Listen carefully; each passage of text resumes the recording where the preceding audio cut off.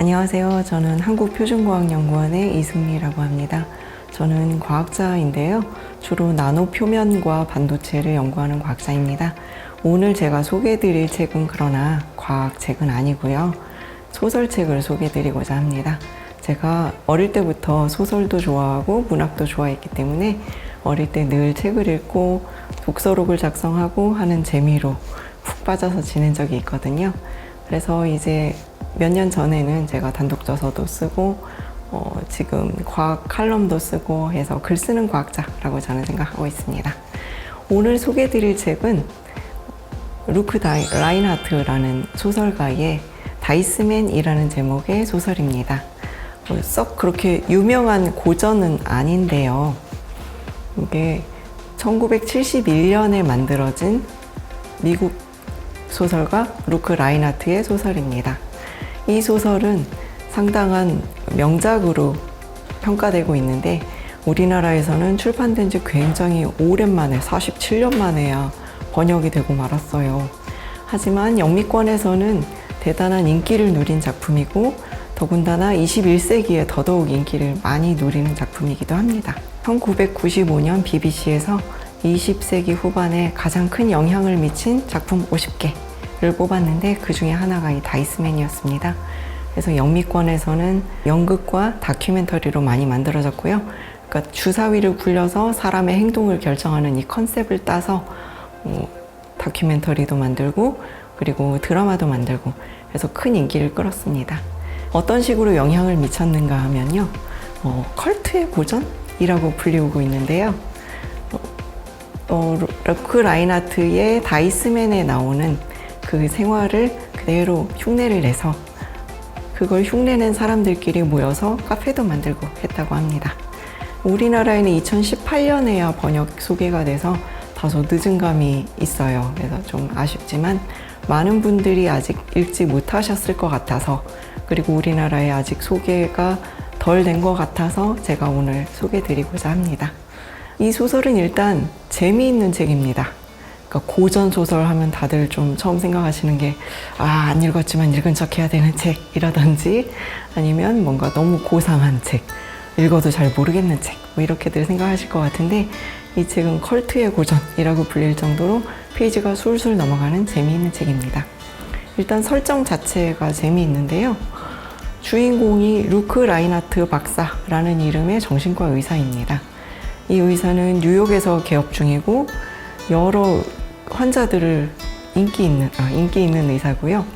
여러 환자들을 다 진료하면서 사람들이 늘 하는 이야기들 그러니까 뭐 다 잘 되고 있고 돈도 잘 벌고 있고 뭐 직장도 좋은데 지루하다.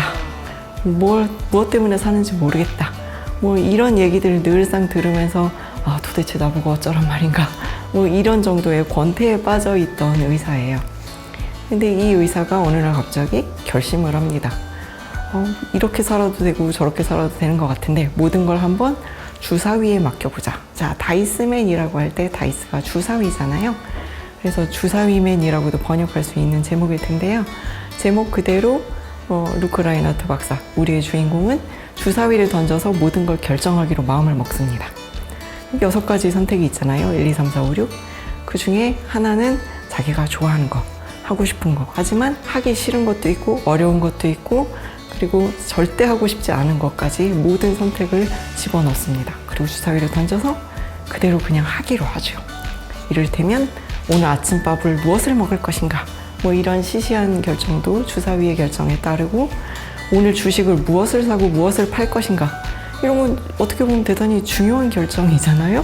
근데 그런 것조차도 내가 생각할 때는 뭐 어느 회사의 주식이 오를 것 같아 인데도 불구하고 다른 회사들도 1, 2, 3, 4, 5, 6의 선택권에 집어넣고 무조건 주사위의 결정에 따릅니다. 주사위를 던졌어요? 나왔어요? 그러면 아무 생각 없이 그냥 그대로 따릅니다. 그래서 우리의 주인공 루크 라인하트 박사는 점점 특이한 것까지 결정을 주사위에 맡깁니다. 이를테면 아래층에 살던 자기 친구 부인과 친구 몰래 데이트를 할까 말까 뭐 이런 것까지 결정권에 넣어요. 내가 주사위를 굴려서 나온 결과가 내가 정말 하기 싫은 게 나왔을 때도 그냥 무조건 따른다는 거죠. 이 사람은 도대체 왜 이런 일을 하게 됐을까요?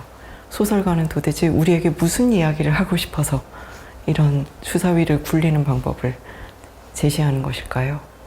주사위를 굴리는 건 우리가 보통 게임할 때 많이들 하죠. 뭐 벌칙 게임이라든지 누가 아이스크림 사올 것인가 뭐 이제 이런 거 정할 때 주로 하잖아요. 어떻게 보면 루크 라인하트 박사, 즉 이 소설의 저자 이름도 소설책 표지에 보면 루크 라인하트라고 나옵니다. 솔직히 이런 경우도 굉장히 드물거든요. 저자 이름과 주인공 이름이 같은 경우. 이것도 어쩌면 저자의 의도가 숨어있지 않을까? 잠시 질문은 뒤로 밀어두고 소설 이야기로 다시 돌아가겠습니다. 그래서 루크 라인하트 박사는 점점 많은 일을 주사위에 맡깁니다. 그러다 보니 일상이 이제 망가지겠죠. 정상적으로 생활하던 착실한 정신과 의사가 어느 날 갑자기 주사위를 휙 굴려서 나오는 판단에 따라 주사위님의 결정에 따라서 환자에게 이상한 처방을 내립니다. 그래서 소설 중반에 다다르면 어떤 사람들은 이제 이 주사위님의 효과를 잘 봤다는 이야기도 있어요. 무슨 얘기냐면 이 정신과 의사께서 처방하신 대로 주사위를 굴려서 나오는 대로 한번 해보세요 했더니 어떤 사람들은 결정장애 있는 사람들 있잖아요. 주사위 굴려서 나오는 대로 하니까 너무 마음이 편해진 거예요.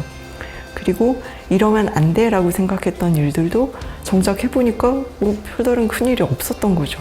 그래서 어떤 일종의 작은 해방감을 느끼는 사람들이 늘어납니다. 그러면서 일종의 추종자들이 생기게 되죠. 그래서 점점 나중에는 추종자가 불어나고 주사위교라고 불릴 수 있는 어떤 집단이 형성이 됩니다. 그래서 해보지 않았던 행동을 하고 가보지 않았던 곳을 가보면서 내가 이런 일도 할 수 있었네? 이런 걸 했어도 되는구나. 내가 이런 경험을 해보니 더 좋은 일이었구나. 내가 잘하는 일도 있었구나. 라고 새로운 자기 자아를 개발하는 일에 사람들이 많은 만족감을 느낍니다.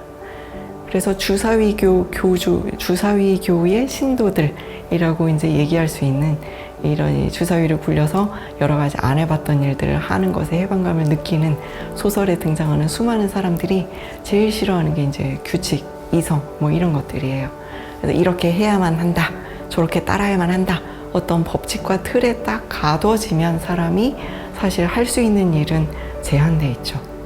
너는 이러이러한 사람이니 요것만 해야 돼 라고 정해지는 순간 그 사람은 더 이상 새로운 것을 개발할 필요성을 느끼지도 못하고 어떻게 보면 이성의 감옥에 갇히는 거나 마찬가지가 됩니다. 수많은 팬레터를 받게 되죠. 라인하트 박사님의 말대로 했더니 인생이 너무나 행복해졌어요. 제 인생이 바뀌었어요. 주사위님 만세! 뭐 이런 정도의 팬레터죠. 따라서 이분 루크 라인하트 박사는 자기가 사람들에게 정말 좋은 일을 했다 라는 어떤 기분 좋은 만족감을 느낌과 동시에 아까 말씀드렸던 것처럼 의사협회에서 호출을 받죠. 그리고 거의 재판 가까운 어떤 신문 비슷한 차가운 분위기에서 질문과 대답을, 질의응답을 하게 됩니다. 다른 의사들이 물어보죠. 왜 정신과 의사의 프로토콜대로 우리가 배운 대로 답을 하지 않고 자꾸 이상한 답을 주고 환자들에게 이상한 처방을 해서 사람들을 자꾸 이상한 상태로 불러일으키느냐, 사람들 착하게 살게 해야지 왜 이상한 행동을 하게 만드느냐 라고 묻죠. 거기에 대해서 라인하트 박사는 이렇게 대답합니다. 요즘처럼 복잡해진 시대에 단 하나의 인격으로 사는 것이 과연 정상입니까? 라고 묻습니다. 그리고 요즘에 인생이 좀 더 길어졌잖아요. 예전에는 60 넘어가면 이제 환갑잔치하고 동네 사람 다 모아서 축하 파티를 했지만 요즘에는 평균 수명이 80세가 넘어가잖아요. 60이면 청춘이라고 하죠. 인생이 이렇게 길어졌는데 단 하나의 자아를 가지고 산다는 것은 어쩌면 이 책에서 주장하는 대로 어쩌면 그것 자체가 넌센스일 수도 있습니다. 그래서 사람들은 연령에 따라서 또는 본인이 하고 싶은 자아를 많이 개발해가면서 여태까지 잠재되어 있던 어떤 재능들을 다 발현해가면서 사는 것이 오히려 더 이런 다원적인 사회에서 자연스러운 현상일 수도 있습니다. 우리는 직장에 가면 직장인으로서의 어떤 가면 같은 것을 쓰고 살아가죠. 하지만 한 사람의 인생은 직장인만으로 끝나지 않아요. 저 같은 경우에도 직장인으로서의 제가 있고, 지금 여기서 이렇게 촬영하는 책을 소개하는 제가 있고, 집에 가면 뭐 엄마로서의 저의 모습도 있고, 그리고 딸로서의 모습도 있고, 정말 다양한 일들을 처리해야 하지만 항상 뭔가 정해진 대로, 직장에서는 이러이러한 모습으로, 집에서는 이러이러한 모습으로 살아가는데 우리는 너무나 익숙하지요. 라인하트 박사는 그것에 대해 질문을 합니다. 우리가 꼭 정해진 대로만 살아야 합니까? 딱 하나의 인격으로만 유지를 하고, 그렇지 않으면 정신과 치료를 받는 것이 과연 이 복잡다단한 세상에서 정말로 정답입니까? 라고 묻습니다. 그러면서 주사위를 이용한 이유를 은근히 우리에게 이렇게 설명을 하죠. 모든 것은 실제로 따져보면 우연이라는 뜻이죠. 왜냐하면 이 책은 달리 생각하면 우리가 태어나는 것도 사실 정자와 난자의 결합, 그 수많은 정자 중에 마지막으로 수정에 이르는 것은 딱 하나의 정자죠. 누가 선택될지는 그것은 뭐 정해져 있는 게 아니라고들 하잖아요.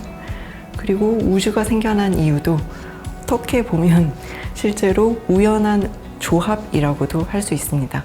왜 지구가 생겨났으며, 어째서 우리 은하가 생겨났으며, 우리 은하에 이러한 생명체가 생겨났으며, 왜 지구 생명체는 다 대부분 물과 산소를 기반으로 하며 우리 인간은 왜 이렇게 복잡한 기능을 가지고 있는가? 이에 대해서 예전에는 우리가 잘 모를 때는, 과학이 발전하기 전에는 이것은 하늘에 계신 누군가가 계셔서 신의 섭니다 라고 해석을 했었지요. 근데 그건 우리가 잘 모를 때의 이야기고, 결국 과학이 점점 발전함에 따라서 지금 밝혀진 이야기에 따르면 사실 전자가 도는 것도 확률로만 알 수 있을 뿐 정해진 규칙과 원칙을 정확히 알 수는 없다라는 것이죠. 따지고 보면 우주의 탄생, 인간의 탄생, 지구의 탄생, 모든 것이 다 우연과 우연의 겹침에서 일어난 것인데, 우리 행동 하나 정도를 주사위, 즉 또 다른 우연이잖아요. 우연에 의해 결정한다 해서 뭐가 그리 대세에 큰 지장이 있겠느냐, 이런 이야기를 소설가는 하고 싶었던 것 같습니다. 그리고 두 번째로 하고 싶었던 이야기는, 아까 주인공의 이름과 저자의 이름이 같았던 것과 루크 라인하트라는 소설가가 쓴 소설의 주인공이 루크 라인하트인 이유와도 어쩌면 일맥상통하는데요. 주인공이 이야기하는 것처럼 이 복잡다단한 세상에서는 단 하나의 인격으로 살아가는 것은 어렵다. 꼭 그래야 할 이유는 없다. 우리는 우리 안에 내재된 수많은 인격을 모두 다 개발하고 수많은 자아를 다 표출하는 것이 오히려 바람직하다 라는 이야기를 하고 싶었던 것 같습니다. 원래 저자의 본명은 루크 라인하트가 아니에요. 이것은 필명이고, 이 저자의 필명을 이용해서 저자의 또 다른 자아가 저자가 창조한 세상이라는 그 소설책 안에서 하고 싶은 이야기를 다 하는 거죠. 사실 소설이 다 그런 것이지만요. 또한 소설도 특이한 플롯을 가지고 있습니다. 1인칭 화법과 3인칭 화법이 계속 번갈아 가면서 나타나요. 읽다 보면 이거는 나라는 주어가 이야기하는 것 같다 하다가도 라인하트 박사는 뭐 또 이렇게 얘기했다가 나는 이렇게 얘기했다가 막 왔다 갔다 해요. 이것도 어쩌면 저자가 주장하는 대로 자기 안에 있는 수많은 자아를 개발하고 마음껏 표출하면서 살자라는 이야기인 것 같습니다. 그래서 이 책이 출판됐던 70년대 미국에서는 아마 약간 그 자유로운 문화, 히피 문화 그쪽이 좀 더 발전했었기 때문에 더 인기가 있었던 듯도 싶고요. 우리나라의 70년대, 60년대는 우리는 이제 잘 살아가야 되는 그런 시점이었기 때문에 이런 소설이 인기 끌기는 어려웠을 것이고, 이제 21세기에 들어서 영미권에서도 그렇고 우리나라에서도 그렇고 이 소설이 비로소 다시 이제 읽히기 시작했는데, 소설에서 표현하는 이제 그 시점이 된 거죠. 뉴욕에 잘 사는 사람들이 다 모든 것이 다 이루어진 상태에서 그럭저럭 살만하고 먹고 살 걱정도 없고 직장 다 꼬박꼬박 다니는데 왠지 그 허전한 그 권태로움, 이것이 전부인가? 이게 원래 내가 이렇게 살려고 태어났나? 뭐 그런 질문들 가끔 하잖아요. 소위 중년의 위기라고 불리우는 그런 질문들 말이죠. 그런 질문들을 해소할 수 있는 방법의 하나로서 저자는 자기 안에 있는 수많은 자아를 개발하는 것도 좋은 방법이다 라고 이야기를 하고 있습니다. 저도 어떻게 보면 과학자로서의 자아를 열심히 개발하다가 이제 책을 쓰고 글을 쓰는 자아를 지금 개발 중인 사람이라고 할 수 있습니다. 그래서 저도 제 안에 있는 수많은 자아를 개발해 가면서 표현해 가면서 사는 것이 훨씬 더 재미있는 삶이고 더 좋은 삶이라고 말씀드리고 싶습니다. 그래서 저는 아이들에게 그런 말들을 해요. 더러운 거, 위험한 거, 남에게 피해 주는 거. 이 세 가지 빼고 그냥 하고 싶은 건 다 하고 사는 게 인생이 좋다라고 나는 생각한다. 네가 하고 싶은 일을 하도록 나는 도와주겠다. 왜냐하면 양육의 최종적 목적은 독립시키는 것이라고 저는 생각하거든요. 그래서 우리 인간들도 신에게서 독립을 했죠. 약 300년 전에. 진화론이 나오면서 이제 목적이 있게 인간이 설계됐다라는 개념은 이미 무너졌다고 저는 생각합니다. 물론 저와 다르게 생각하시는 분들도 있지만 이 책의 저자, 다이스맨의 저자도 그렇게 생각하고 있는 것 같고요. 요즘 과학자들도 많은 과학들이 그렇다는 것을 증명하고 있습니다. 진화에는 의도도 목적도 없다. 결국에는 우연과 우연이 겹쳐서 만들어진 결과물일 뿐이다. 그 결과물이 아무리 훌륭하다 한들 그 훌륭함과 복잡함이 바로 누군가의 의도와 목적을 증명해 주진 않는다라는 것이죠. 여러 가지 다른 생각을 하게 되는 그런 소설책인데요. 깔깔깔 웃으시면서 읽으실 수 있는 재미있는 책이면서 한편으로는 과연 세상을 구성하는 것은 의도와 목적과 규칙인가? 아니면 우연들의 겹침과 자기 자신의 자아를 개발하는 여러 자아를 발견해내는 그런 것이 과연 인생이 될 것인가 하는 그런 질문을 던지는 책이라고 생각합니다. 저도 이 책을 좋아해서 제가 요즘에 출판한 에세이집에서도 이 책을 다뤘었어요. 맨 마지막에서 지금 다루고 있는데요. 제가 오늘 말씀드린 내용도 이 에세이집 마지막에 있고 플러스 알파가 더 있습니다. 이제 저는 영화 얘기로 이제 서두를 시작했거든요. 다이스맨을 풀어가면서 어떤 영화인지는 이제 보시면 아실 겁니다. 뭔가 궁금증을 남겨야 왠지 책을 사보실 것 같아서요.